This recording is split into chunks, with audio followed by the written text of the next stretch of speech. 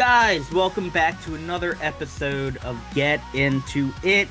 Um, you know what? I got nothing to plug. I'm very boring. You guys know what I do. Record label, writing for New Noise, comedy. Um, yeah, I just want to, I just want to get into the new episode, I think. We have an awesome guest today. I actually put his band out on my label, the band Pure Bliss.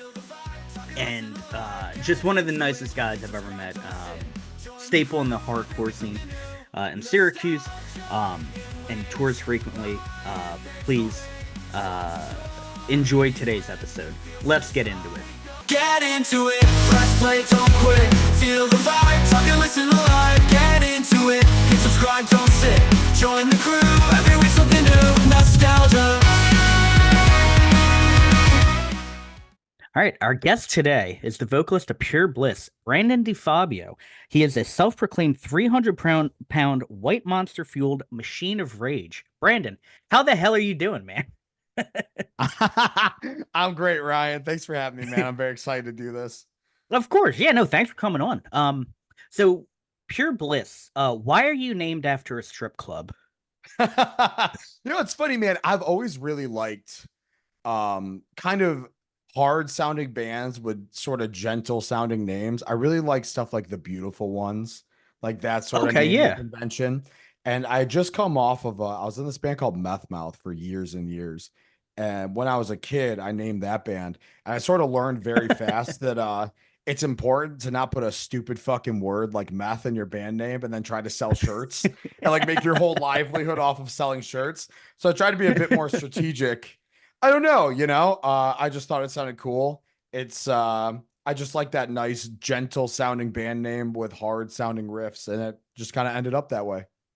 I gotta say, I do like the name Pure Bliss. I did try to look that up one time on my work computer, and a bunch of porn popped up, and I was like, I'm gonna get fired. That's actually also us. So it's you can click on that. They can't fire you. Oh, okay, sweet. Okay. So yeah, you were in a band called Meth Mouth. Was that like the first band you were ever in? So I've been in bands for a long time. Even when I was a teenager, I was in a slew of not great, like Verb the Noun-esque bands. Sure. And Meth Mouth was really, I was in my early 20s, and Meth Mouth was really the band where I really like toured for the first time and actually did it the right way, like really got to cut my teeth a bit. So I'd say the first one that anyone ever maybe have heard of at one time, yeah, it was definitely Meth Mouth. That's awesome. And you were you were like a founding member of that, right? Oh yeah. So I had started that, and I just sort of roped in my buddy Cliff, and he didn't play any instruments, anything. So naturally he ended up playing bass, and he just like found other people around. Yeah. It was all sort of like, we barely knew each other and we pieced it together, but yeah, it all started with me and my buddy Cliff. That's incredible. I believe you've classified Pure Bliss, or at least the EP, The Age of Judgment, which you can buy on Overcaffeinated Records. But I've heard you describe it as a caveman hardcore. What classifies caveman hardcore? So in a lot of ways, much respect to my buddy Ron, who was in the band before Age of Judgment, but Ron and Tom. I really feel like Pure Bliss really started when Age of Judgment came out. We did a lot. We have two releases before that, but we did a lot of bouncing around where initially I really wanted to rip off like Blacklisted when we started Pure Bliss. Sure. So it was like very lyric heavy, kind of smart, like real cool lyrically, like more driven in that direction. And then we sort of bounced around a little bit. We're like, well, let's do a more like foundation-y sort of thing. And I really think that after all that, we experimented a bit and we took a step back.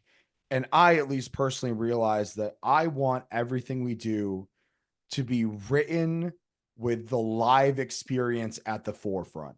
Like, it doesn't matter if we're having fun playing it. It doesn't matter if it's technically this or technically that. It just has to translate well live.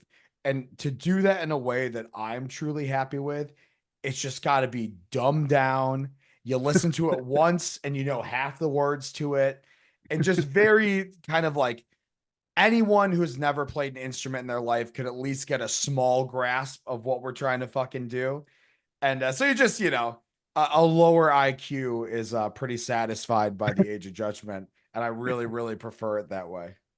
I gotta say, it does. That EP translates very well live. I think I saw you. I saw you guys once around Christmas time or New Year's Eve, and I Ambler, just man. Yeah. yeah, and I just remember being like, Jesus Christ, like these guys have that thing. I don't know what that thing is, but they fucking have it.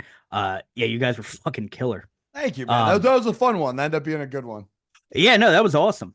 Um, so you're part of the Syracuse, New York hardcore scene. Um, and I feel like that doesn't get a lot of love. I mean, when you think about like New York hardcore thing in Long Island or New York City, are there some like what bands are coming out of the Syracuse scene at the Oh, moment? dude. Syracuse now is in this like amazing renaissance where obviously Syracuse historically has been a big deal. We have Earth Crisis, The Promise, Another Victim, stuff like that has all come out of Syracuse. And then that, there was a lull for a little while where definitely in the Meth Mouth era, man, like we were part of that lull where like Trail of Lies was doing really great, and there was like a bunch of other bands that were doing really great. But like shows now are in such a great place with all these fucking young kids just coming out and they don't give a shit who's playing. They just want to see the show. And they're just these young, enthusiastic kids, and they're making great bands. Like there's this band X Threat that's really cool. That's all younger kids. Obviously, like Deal with God, as Shara, like those guys are doing really, really well, and all coming out of Syracuse. But there's so much right now where there's killer shows every weekend. The kids who put them on are busting their fucking asses. Everyone's coming out. Everyone's friends. Everyone's cool. And yeah, there's always just a wealth of bands. There's Feast of Love, Miami. I just booked a show the other day where us in Miami were the locals. Deal with God, Ashara. My buddies are in a new band called Fourth and Gold. This is kind of like early 2000s beatdown sort of stuff. There's so much, and it's all just so fucking awesome right now. That's great. I mean, like, I don't know. It seems like you guys, I don't know, you guys are really into the scene as a whole, like it seems like you really want to nurture it and watch it grow. And that's what I see for at least from your, social media and stuff like that. Like you're always promoting shit. You're always saying, hey, go out to a fucking show, grow the scene, which I think that's very respectable. And a lot of people don't do that. So it's very cool to see that you do that. Um, That's now, one thing. I feel like in yeah, Syracuse, there's not a lot of egos in Syracuse, which is awesome, man. Everyone's friends, everyone's welcoming to the new kids as long as they're not fucking idiots. Like everyone's cool, all the bands are good. Like everyone around here genuinely wants to see each other succeed, which yeah, is reflected in the shows that happen here. Like it's been a while since there's been a truly bunk show in Syracuse. that's great. I mean that's refreshing to hear because everything I hear from my friends' bands, no matter the genre, it's just like, oh, people don't care. And I'm like, it doesn't seem like you really care. Like, Yeah, you give back what you get. 100%. And that's nothing against like any of your boys or whatever, a but hundred like percent. you will get back what you put in. And a lot of people think they're putting in a lot, but there's always more to go. Like to a certain level, so much of this stuff is so reliant just on the backs of like normal dudes who are losing money and stressing themselves out and just busting their fucking asses to make it work. So there's always like, even if you're not playing a show, you go, you support, you mosh to the bands, you buy a shirt, you post a flyer. There's always little shit, you know? Oh And when yeah. everyone around does that little shit, it adds up to big shit. And that's when like so Gorilla Biscuits played here the other day and it sold out. And it's like so then all the little shit, it just culminates into the bigger shit. And that dude Lucas that booked that Gorilla Biscuit show, like he busts his ass on a ton of little tiny shows. So it's just like you get to see the fruits of your labor as it goes up and up and up. And it seems like everyone here is sort of on that same page and watching that get bigger and bigger. And it's been fucking awesome. Other bands take note. That's how you fucking do it. Now are hardcore vocalists required to go to the gym 7 days a week? I fucking wish, man. My life would be a lot easier if it was. We could only buy XL and up if they were. No, it's funny. I don't, truthfully, I don't know where Pure Bliss got this. Like, obviously, I'm a big gym guy. I love going to the gym. I don't know where Pure Bliss kind of got this reputation as like all the time we'll see a flyer go up and people will be reposting and be like, oh, add weight to your bench press, add weight to your deadlift, Pure Bliss. Like we played the show in Pennsylvania a couple months ago, and the promoter screenshotted. He had posted it on like our hardcore, which like I'm not a fucking Reddit guy, so I have no idea.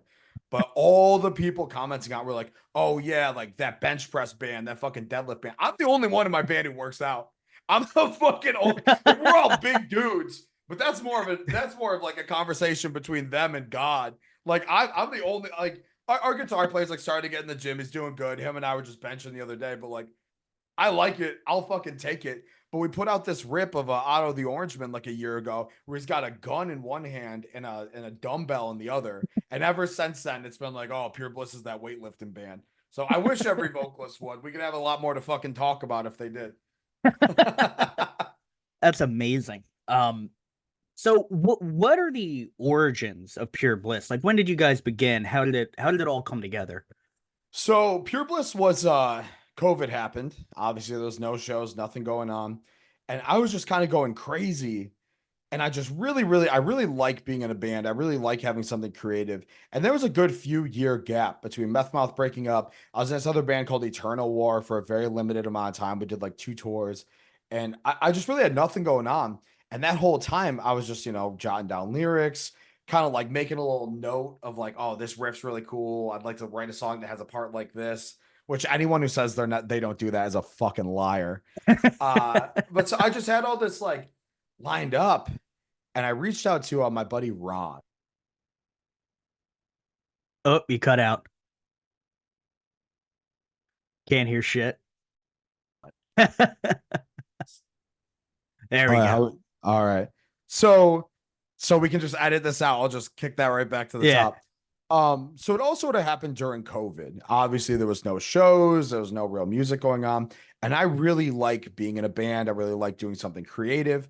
And so all the time during COVID, it had been a few years since Meth Mouth had broken up. I was in this band called Eternal War for a very limited amount of time. We did like 2 tours and just broke up. But during that time, I was just jotting down lyrics, keeping a little note app of like, oh, like this riff is really cool. I should write a song that has a part like this. I should write a song that like does something like that. And so I had all of that. And one day, still during lockdown, there was nothing going on. I reached out to my buddy Ron, who is this insanely talented musician. I've known him almost my whole life. Insanely talented guitar player, insanely talented songwriter. I'm like, man, we should just start a band. And he was like, all right, man, like I got nothing going on. You want to do like a little studio thing? Well, everything's shut down. At the back of my head, I was like, oh, we're going to be going out for weeks at a time. But I'm like, yeah, let's do a studio thing, dude. I'll just peer pressure you into tours and shit later. So that's when it started. It started originally. It was myself, him, a couple other buddies who weren't ever really in Bliss, but we were called Close Grip.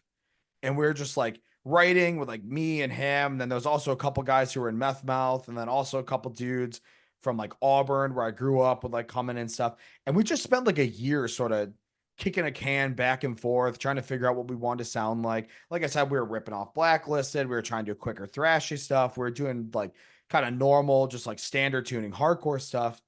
And then Pure Bliss really came around when I sort of pitched a direction of like, hey, let's do like this beautiful one sort of thing. And so the first EP, or I guess demo, whatever, came about with that, where it was myself, Ron, Dan, who's still in the band, our buddy Tom, who played drums, who moved to Florida. And it was just the four of us. And we just tried to work in that direction. And it just sort of, came all at once. We got lucky. We got a couple real fucking cool shows right out the gate.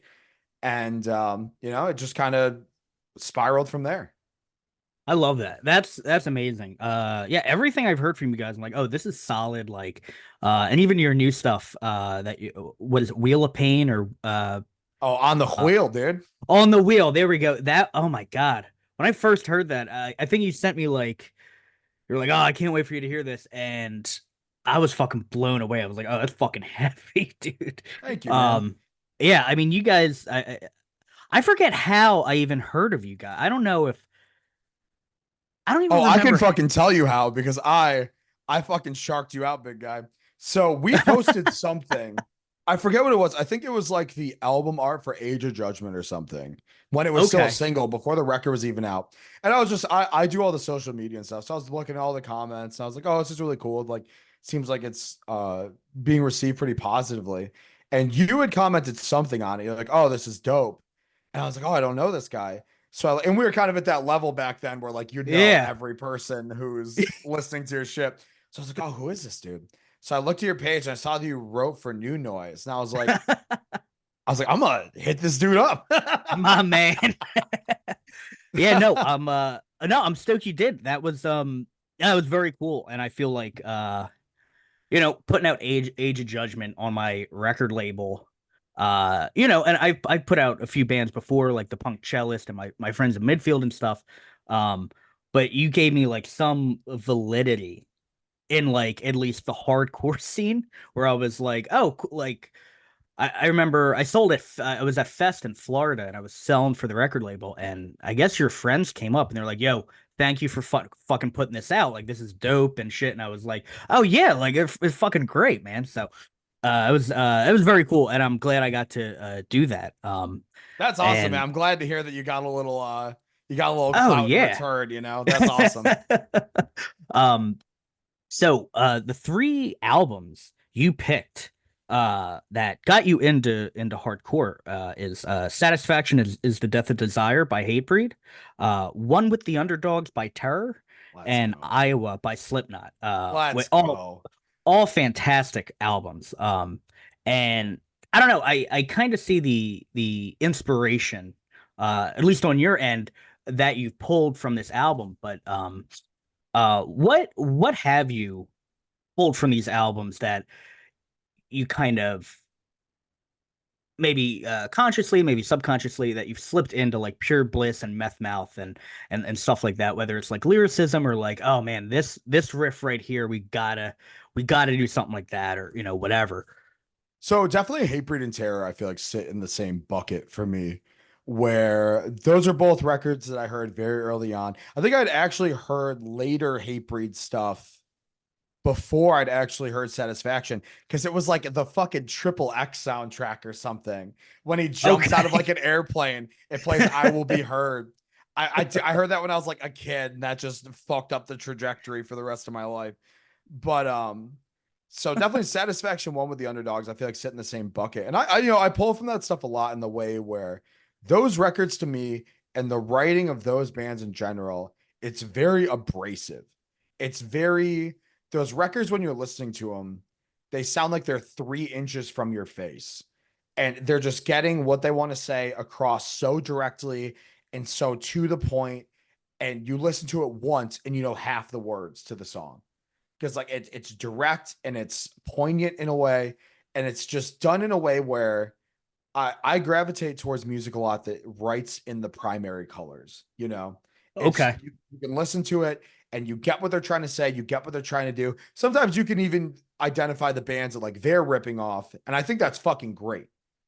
And so in that way, I take those records and I'm like, I want to be able, and this is sort of what moved Pure Bliss away from like the Blacklist City sort of things and like the Modern Life is War sort of vibe that we were trying to have in the beginning.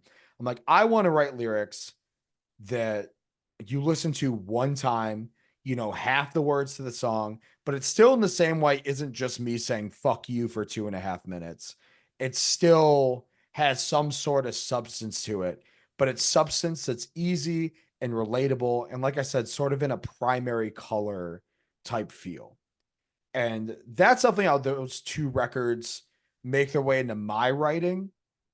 And then dude, Slipknot is just like the chaos of it, right? And Sure, especially yeah. more so in On the Wheel, where Age of Judgment is very slow, it's very direct, it's a very like driving, it hits a certain tempo and just pushes through until the end of the record. And that's great. And I love that. And I love playing those songs and they translate so well live. But with On the Wheel and in the future stuff that we're dropping real soon, I tried to take a little bit myself and Damon, our guitar player, and like Dan, the bass player, like they're all very influential in writing. But we tried to take the chaos of stuff like Sepultura, stuff like earlier Slipknot, like that sort of vibe, and just work that chaos in to create a contrast for those parts, where when we're writing in the primary color, it comes off stronger because it's coming out of this chaos that we created before that. And I feel Okay. like bands like Slipknot, bands like Sepultura, stuff like that, even like Nails, like Weekend Nachos, like that sort of stuff, does that so well, where it's just so loud and abrasive, and it just almost makes you feel like you're fucking in danger. And then when it Sure. opens up and just kicks to like, 4/4 hi-hat, little head bobby part, that's so much more impactful because of the contrast of it. So like, Interesting. yeah, like those records are definitely like, they hit me early. They sort of, even when I was in the dog shit bands I was in when I was younger, I still tried to take that influence. I just feel like it didn't click to me what made those good. And now I feel like as I've gotten older and I understand music a bit better, I can look at those and see what makes them good rather than just trying to emulate the end product.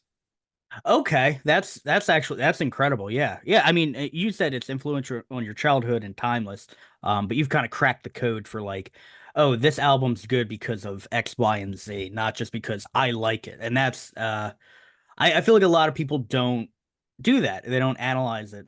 So it's very cool that you have. Yeah, So but everyone rips off bands, If you say you don't, you're a sure. fucking liar. Everyone rips off bands. Your favorite bands, they've got favorite bands, and they're ripping off those bands. But at the end of the day, you can do a much better job listening to a song and figuring out like, why do I want to rip this off? Like, what is making this so good? Rather than being like, oh, they play this chord progression, let's also play this chord progression. If you just start like, you gotta start cooking with ingredients, not cooking with finished products, And Oh that's what yeah, we've been trying to do, myself specifically. That's what I've been trying to do, definitely with these past two Bliss records. that's great. I remember. I mean, it wasn't long ago, but I read a thing where someone was like, what makes the old Simpsons episodes so good is because those people were inspired by this thing, this other thing. And now the current writers were inspired by old Simpsons episodes, which makes it shitty, right? Sure. And that's kind of like what you guys are doing. Like, oh, let's, this isn't just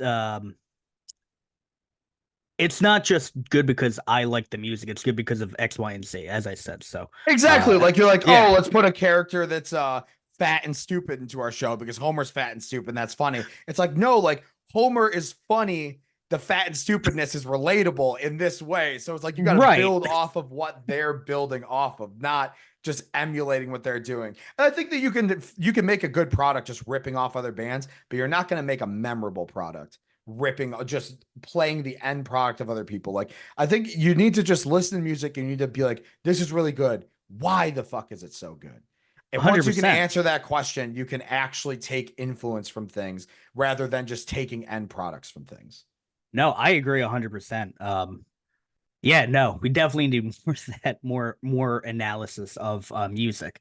Um, those three albums, what made them? What about them made you go, you know what? I want to fucking do that.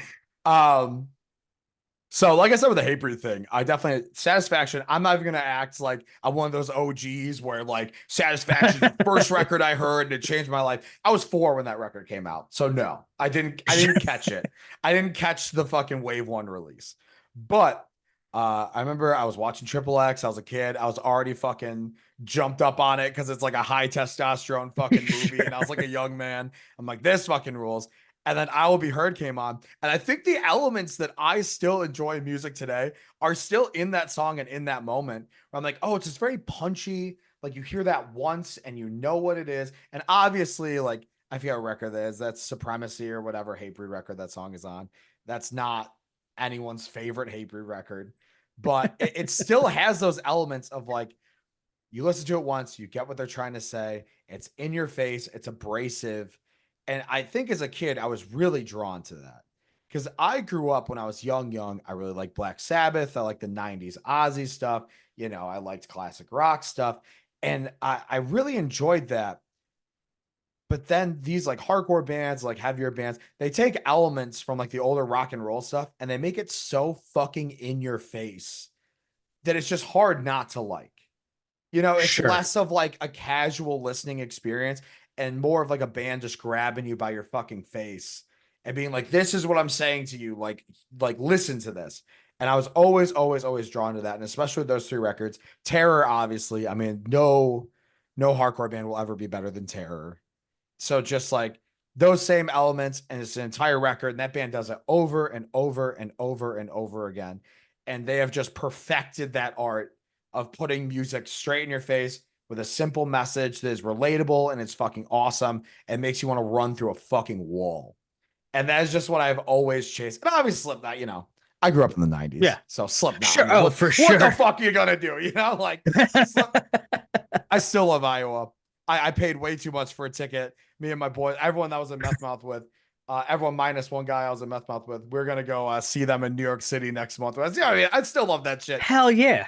Yeah. So it's just, those records to me, it brought a level of like really cool abrasiveness and really cool, obviously, aggression to music that I just was so unfamiliar with as a kid, where it's like, what the fuck? And it like, I wanted to show people, I was like, this is insane.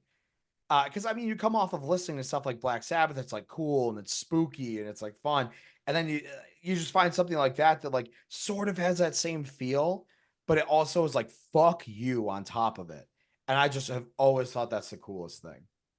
That's amazing. I love that.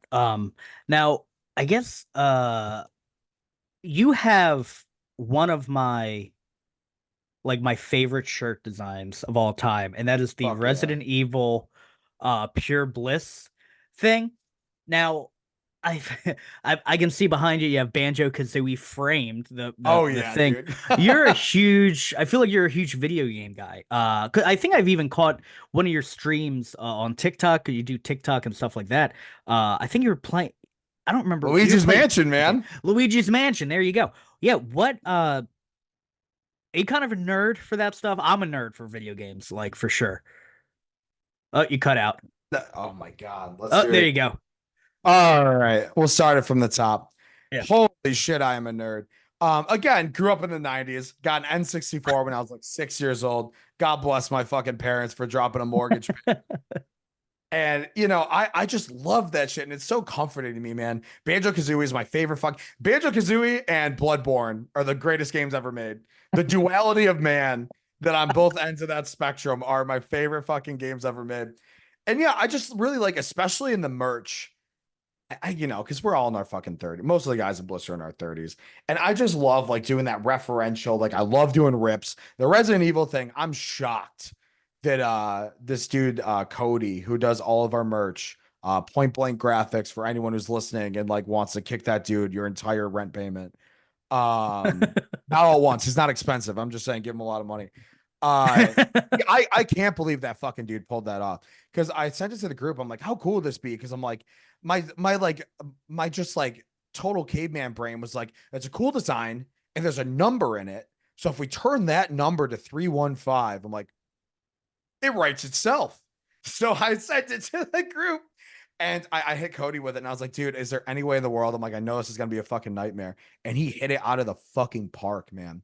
And we're actually trying to get more of those printed right now. And it's so funny because it's like very last second. But yeah, I love bringing in that old like video game imagery, that like 90s imagery.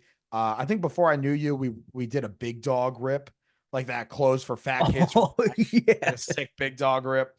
All the stuff I love doing the most with Bliss is like rips. I love bringing video games into that and just old like cool shit.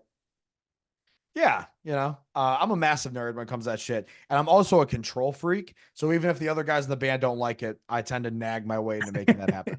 That's amazing, man. Anything you want to plug? Holy shit. I'm sure this is going to come out after the weekend's over. But hey, if you're listening to this next week, we just did a weekend with the Acacia Strain and Missing Link. And so go find us on Instagram and look at all the cool pictures from that. And we have a new record coming out whenever the fuck we can get a music video done via Unbeaten Records. It's called Torture Realm. It's very good. It's a little busier, but I think you'll like it. And yeah, besides that, I don't know, man. Listen to Pure Bliss. Listen to whatever Ryan's got going on. Yeah, I don't know. Fuck it up, I guess. I love it, man. Yeah, please follow Pure Bliss at Pure Bliss NY on Instagram. They have a TikTok as well, and you can follow Brandon and his shenanigans at Snacklisted on Instagram. Brandon, thank you so much for your time. This was an awesome interview. Thank you. Thanks for having me, Ryan. This was fucking great, man. Of course, man. Get into it, press play, don't quit. Feel the vibe, talk and listen live. Get into it, hit subscribe, don't sit. Join the crew, every week something new. Nostalgia. All right, and I hope you enjoyed today's episode. Brandon's one of the nicest dudes. If you're a fan of his music, if you've listened to him before, I got some vinyl in the Overcaffeinated Records store. So go get a copy. If you haven't listened to Pure Bliss, fucking do it. They're great. Just good hardcore. And yeah, guys, that's it for today. See you next week.